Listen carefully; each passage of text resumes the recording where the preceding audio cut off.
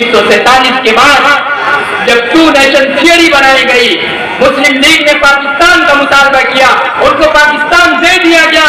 इस मुल्क के अंदर, इस हिंदुस्तान के अंदर, इस इंडिया के अंदर जो लोग बचे हुए थे उनको सताया जा रहा था, उनको जुल्म किया जा रहा था, फसादात की भट्टी में उन्हें पीसा जा रहा था। किसने संभाला था उस वक्त? किसने पाकिस्तान के आइडिया को रिजेक्ट किया था? गांधी जी ने भी दस्तखत कर दिए थे, पंडित जवाहरलाल नेहरू ने भी दस्तखत कर दिए थे। किसने नहीं किए थे दस्तखत? हमारे अकाबिर ने नहीं किए थे। कितना बड़ा चैलेंज था उनके सामने। इस्लाम के नाम पर एक मुल्क बनाया जा रहा है, नारा दिया जा रहा है कि वहां निजाम हुकूमत इस्लामी होगा और रसूलुल्लाह की खिलाफत होगी। ऐसे मुल्क में ऐसे आइडिया को रिजेक्ट किया और दे दिया उनसे। इसी गली की खाक से यही खाक अपनी मिलाएंगे, न बुलाए आपके आए हैं, न निकाले आपके जाएंगे। ये हमारे अकाबिर ने कहा था, क्योंकि उन्हें मालूम था ये धोखा दे रहे हैं। आज देख लीजिए उसकी क्या हालत है पाकिस्तान की उठाकर। न इस्लामी हुकूमत है, न रसूलुल्लाह का निजाम है, कुछ नहीं है। हमसे बदतर हालत में है वो लोग, हम उनके मुकाबले में सही हालत में हैं। 1947 के बाद पंजाब में फसादात हुए, 1947 के बाद दिल्ली की चांदनी चौक के इलाके में फसादात हुए। उस वक्त भी लोगों को संभाला था, मुसलमानों को उस वक्त संभाला था। तमाम लोग छोड़कर जा रहे थे जब फसादात की भट्टी में पीसे जा रहे थे। इमाम उल हिंद मौलाना अबुल कलाम आजाद ने जामा मस्जिद की सीढ़ियों पर खड़े होकर कहा था, लोगों कहां जा रहे हो? ये जामा मस्जिद का मीनार, ये लाल किले की सुर्खी, ये ताजमहल का हुस्न तुम्हें पुकार पुकार कर कह रहा है, कहां जा रहे हो? क्या तुमने कोई ऐसी जगह तलाश कर ली है जहां खुदा नहीं है? इन मस्जिदों को कौन आबाद करेगा तुम चले जाओगे तो? इन मस्जिदों के मीनारों से अल्लाहू अकबर की सदाएं कौन बुलंद करेगा अगर तुम यहां से चले जाओगे तो? हजारों साल का इतिहास है, हजारों साल की रिवायत है। कहां जा रहे हो? यहीं रुको, हिम्मत बुलंद करो, अपने अंदर सब्र पैदा करो, तहम्मुल पैदा करो, इस मुल्क के लिए कुर्बानी देने का जज्बा पैदा करो। मुजाहिद मिल्लत ने उस वक्त दिल्ली के अंदर लोगों को समझाया और महात्मा गांधी को और पंडित जवाहरलाल नेहरू को लोगों के तरीके से रास्ते कराए और उनको बताया हुकूमत में जो बैठे हुए थे कि यहाँ फसाद हो रहा है, यहाँ फसाद हो रहा है, यहाँ मुसलमानों पर जुल्म हो रहा है। उस वक्त जो कारनामा अंजाम दिया और उसके बाद जो हिंदुस्तान का कानून बनाया गया, जो कॉन्स्टिट्यूशन बनाया गया, डॉक्टर भीमराव अंबेडकर की क़यादत में 7 रुकनी कमेटी तश्कील दी गई, जिसके रुकन इमाम उल हिंद मौलाना अबुल कलाम आजाद भी थे, मुजाहिद मिल्लत हिफ्जुर रहमान सिवार भी थे और दीगर अफराद थे। उन लोगों ने एक ऐसा कानून बनाया, एक संविधान बनाया जिसमें तमाम लोगों को हुकूक दिए गए, जिसमें आर्टिकल 15 भी है, जिसमें आर्टिकल 19, 20, 21 भी है, जिसमें आर्टिकल 25 भी है, जिसमें इंसानों को, जिसमें मुसलमानों को आजादी इजहार राय दी गई, जिसमें मुसलमानों को आजादी बोलने की दी गई, रहने की दी गई। इस मुल्क के अंदर हम लोग अक़लियत जो कहलाए जाते हैं, इस मुल्क के अंदर जहां चाहे रहे, किसी मजहब, रंग, नस्ल, जात की बुनियाद पर कोई भेदभाव नहीं किया जाएगा। ये इस मुल्क की खूबसूरती है। जो लोग इस मुल्क को एक रंग में रंग देना चाहते हैं वो आज पाकिस्तान का हाल देख लें। याद रखिए, ये मुल्क कभी एक रंग में रंगा नहीं जा सकता, चाहे लाख कोशिश कर लें। अगर ये मुल्क एक रंग में रंगा जाएगा तो फिर तकसीम होगा, कभी नहीं रंगा जा सकता ये मुल्क एक रंग में।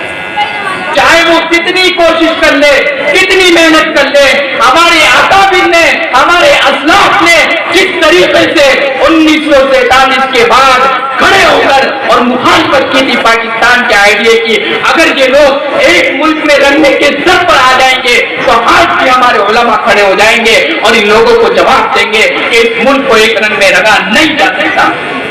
जहां हर तरह के, हर रंग के फूल रहते हो, जिस बाग के अंदर, जिस चमन के अंदर हर तरह का फूल पाया जाता हो, وہ ایک طرح کا کیسے ہو سکتا ہے؟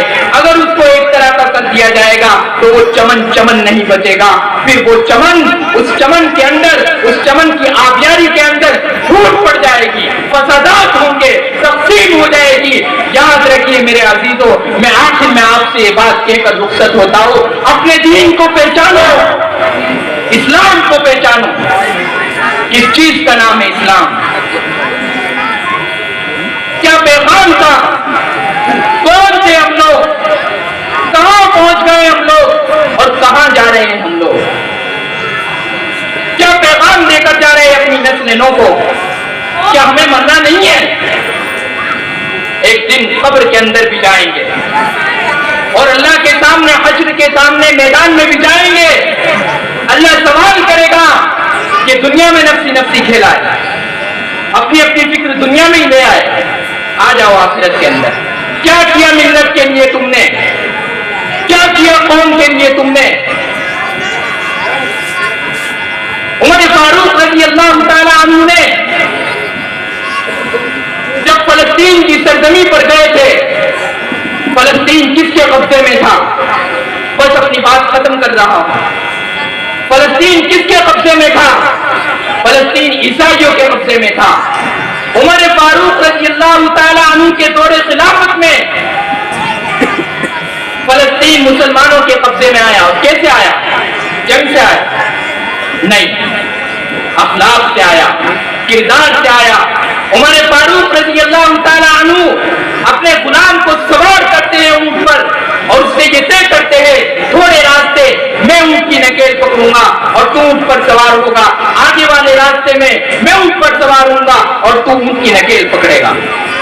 جب فلسطین کے قریب پہنچتے ہیں، ملک شام کے قریب پہنچتے ہیں، وہاں ابو عبیدہ ابن جراح پہلے سے موجود ہے۔ جب وہاں قریب پہنچ جاتے ہیں تو باری غلام کی آ جاتی ہے اور عمر فاروق کی باری اونٹ کی نکیل پکڑنے کی آ جاتی ہے۔ عمر فاروق کہتے ہیں کہ یہ سوار ہوئیے اپنے غلام کو۔ غلام کہتا ہے کیا امیر المومنین مجھ پر رحم کھائیے، آپ کے صحابہ، آپ کے ساتھی مجھے موت دے دیں گے، یہ کیسے ہو سکتا ہے کہ آپ بادشاہ سلامت ہے، آپ امیر المومنین ہیں، آپ خلیفہ ہے، آپ مالک ہے، آپ اونٹ کی نکیل پکڑے اور میں اونٹ پر سوار ہو جاؤں؟ عمر فاروق نے کیا فرمایا تھا؟ عمر فاروق نے فرمایا تھا دور فدور، باری تو باری ہوتی ہے، انصاف دیکھیے ہمارے اسلام کا۔ اور خود نے اونٹ کی نکیل پکڑی اور غلام کو اونٹ پر سوار کیا۔ اب جو فلسطین کے پادری اور عیسائی تھے وہ مسجد اقصی کی چھت پر سے دیکھ رہے تھے کہ ان کے بادشاہ سلامت کو دیکھے، تو اب دیکھا کہ اونٹ پر ایک آدمی سوار ہے اور ایک آدمی نکیل پکڑے ہوئے ہے، تو انہوں نے یہ سمجھا کہ جو نکیل پکڑے ہوئے یہ غلام ہے اور جو اونٹ پر سوار ہے وہ آقا ہے ان کا۔ جب قریب پہنچے مسجد اقصی کے تو وہاں ابو عبیدہ ابن الجراح پہلے سے صحابی موجود تھے۔ ابو عبیدہ نے کہا کہ امیر المومنین آپ اونٹ کی نکیل پکڑے ہوئے ہیں، آپ کے کپڑوں پہ 17 پیوند لگے ہوئے، لیجیے آپ یہ چادر اوڑھ لیجیے۔ امیر المومنین نے کیا فرمایا تھا عمر فاروق نے؟ عمر فاروق نے ابو عبیدہ کو ڈانٹا اور فرمایا اتنے دن میں ہی بدل گئے، ابھی تو مدینے سے گئے تھے تم، کیا تمہاری نظر کے اندر کپڑوں کی ویلیو ہے؟ کیا تمہارے دماغ کے اندر، اسلام کے اندر کپڑوں کی حیثیت ہے؟ آدمی کو کپڑوں سے پہچانا جائے گا؟ جب وہ پادری چابی سپرد کرنے کے لیے آئے تو ان سے بتایا گیا کہ جو اونٹ کی نکیل پکڑا ہوا بندہ تھا جس کے کپڑوں پر 17 پیوند لگے ہوئے، یہ ہمارا امیر المومنین ہے، یہ ہمارا خلیفہ ہے، یہ ہمارا بادشاہ ہے۔ ان پادریوں نے بغیر جنگ کے عیسائیوں نے حضرت امیر المومنین عمر فاروق رضی اللہ تعالیٰ عنہ کو چابی سپرد کی اور اس وقت یہ کہا کہ اب یہ چابی ملک شام کی اس شخص کے ہاتھوں میں جا رہی ہے جو یقیناً اس کا مستحق ہے۔ اور ملک شام کے اندر وہ حکمرانی کیا کرتے عمر فاروق نے کہ تمام لوگ اسلام کے دائرے کے اندر داخل ہو گئے۔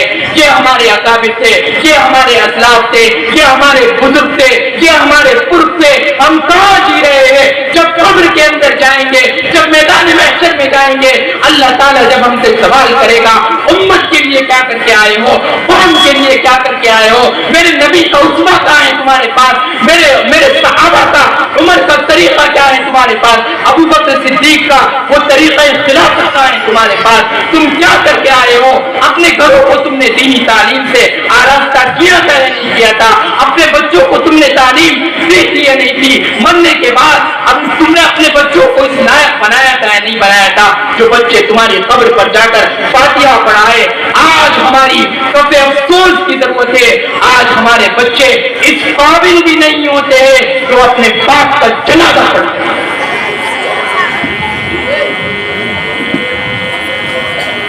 दुनिया से रुखसत हो रहे और बच्चा बाप का जनाजा नहीं पढ़ता है तो उसे तरीका नहीं मालूम। इसलिए मेरे अजीजों, फिक्र करे उम्मत की। उम्मत किस हालत में इस दुनिया के अंदर, पूरी दुनिया के अंदर मुसलमानों को सताया जा रहा है, उन पर जिम्मो सितम के पहाड़ तोड़े जा रहे हैं। फलस्तीन की छोटी छोटी 5-5 साल की बच्चियों को बमों का निशाना बनाया जा रहा है। कहाँ जी रहे हैं हम लोग। मुल्क शाम जो हमारे अकाबिर, हमारे अंबिया की सरजमी है, फलस्तीन, लबनान, तो दमस्कस और इसी तरीके से सीरिया के अंदर हमारे बच्चों को शहीद किया जा रहा है। कोई दिन ऐसा नहीं गुजरता जब मुसलमानों की लाश बम से गोली का निशाना नहीं बनाई जाती। उनकी कौन फिक्र करेगा, कौन आएगा उनकी फिक्र करने। मुखालफतों में लगे हुए एक दूसरे की, नफ्सी नफ्सी में लगे हुए। याद रखिए उस दिन जब अल्लाह के दरबार में हाजिरी होगी, यौम यफिर्रुल मर्उ मिन अखीही व उम्मिही व अबीही व साहिबतिही व बनीही। जिस दिन आदमी अपनी माँ से दूर भागेगा, अपने भाई से दूर भागेगा, उस दिन अल्लाह के सामने हम क्या जवाब देंगे। हमारे अकाबिर ने तो अपना काम कर दिया, हमारे उलमा ने अपनी जिम्मेदारी पूरी कर दी। जो पहले गुजर चुके उन्होंने हमें इतना कर दिया कि आज इस मुल्क के अंदर हम आजादी की सांस ले रहे हैं। एक कानून हमारे पास मौजूद है, वो तो कूद पड़े थे ये कहते हुए सरफरोशी की तमन्ना अब हमारे दिल में है। देखना है जोर कितना बाजुए कातिल में है। रे रवे राहे मोहब्बत रुक न जाना राह में, लज्जते सहरा न पड़ती दूर ये मंजिल में है।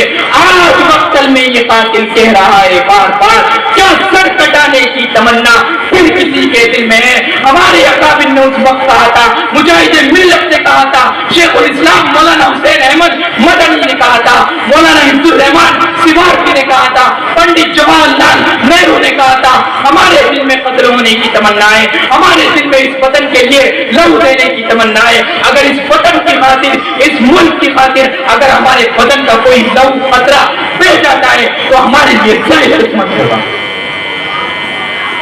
बता दो उन लोगों को जो लोग इस मुल्क में एक रंग में रंगना चाहते हैं, उनसे बता दो न तेरा है न मेरा है, ये हिंदुस्तान सबका है। नहीं समझी गई ये बात तो नुकसान सबका है, और जो इसमें मिल गई नदियां वो दिखलाई नहीं देती महासागर बनाने में, मगर इंसान सबका है। वमा अलैना इल्लल बलाग।